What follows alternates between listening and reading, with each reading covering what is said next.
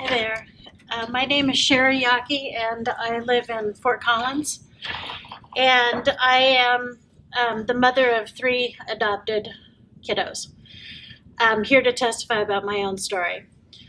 In 2015, we adopted three little girls from the country of Latvia.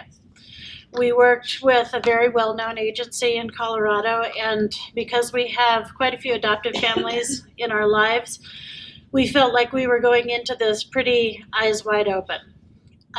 With our knowledge base, we of course asked copious questions about abuse, trauma, developmental issues, everything that might help us give them the best possible care right from the beginning.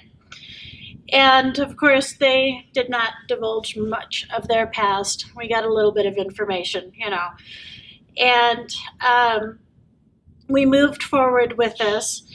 And once we got home, our first 6 months was probably the most difficult of our lives. The first 6 months consisted of helping our 4-year-old daughter learn to walk, to socialize, and to do simple things like be in the sun, because we found out that she had been living under a bed for over a year. We were helping our middle child learn how to eat and digest food without gorging or getting sick, because we learned that she had been starved almost to the point of death. We were helping our eldest child deal with an environment without violence. She had been so severely abused on a daily basis that she was simply unable to adjust to a day without that in her life. She became so violent that DHS stepped in and tried to help us, but there were no options for us. There was no way to remove her to keep everyone safe.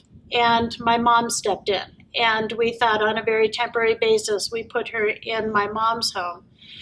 And DHS felt that that was problem solved, and they closed our case, and that was that. So in a very short period of time, we became aware of how serious and how difficult the situation that we were in was. We were dealing with the following in all three children: mouth rot from starvation, hand-eye coordination issues, severe developmental issues, very severe trauma issues, and the myriad of fear and anger and all the other things that come with that. We first, after freaking out a bit, decided to call our agency and ask for help. We called numerous times. We never once got a return call.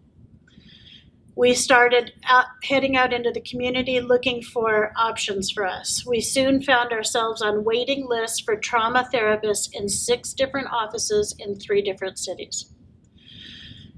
We found some phenomenal therapists along the way, but they only took court-appointed cases, and we were trying to mitigate the situation before we found ourselves standing in court.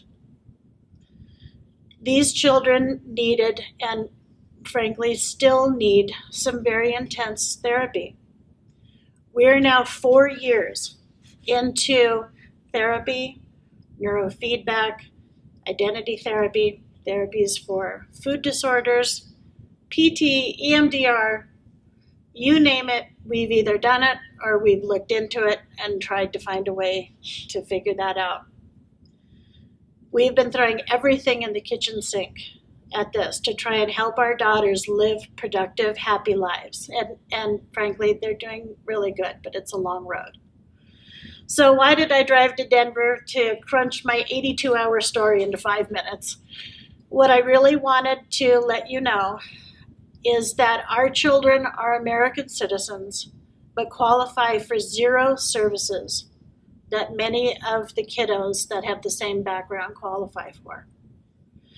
They qualify for no Medicaid because they are internationally adopted. Many therapists don't take insurance at all.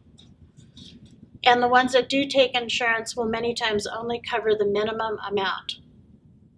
We sit in offices every week all over Fort Collins and Loveland next to families who have children there, both citizens and non-citizens, who have fees covered by services not available to our girls simply because we adopted internationally. We have 3 kiddos, each going to a therapy session or 2 every single week of the month.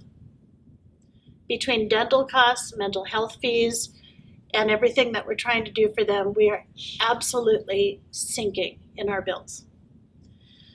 I ask that you put this problem for those of us who have internationally adopted children simply on your radar. This affects not only families like ours, but even all of the work that's being done in Colorado to save children from international human trafficking. We bring these kids home legally, follow all of the laws to make them citizens, place them in loving homes, and they should be qualified to receive all of the services Colorado has worked so hard to make available to children who have experienced trauma. Thank you.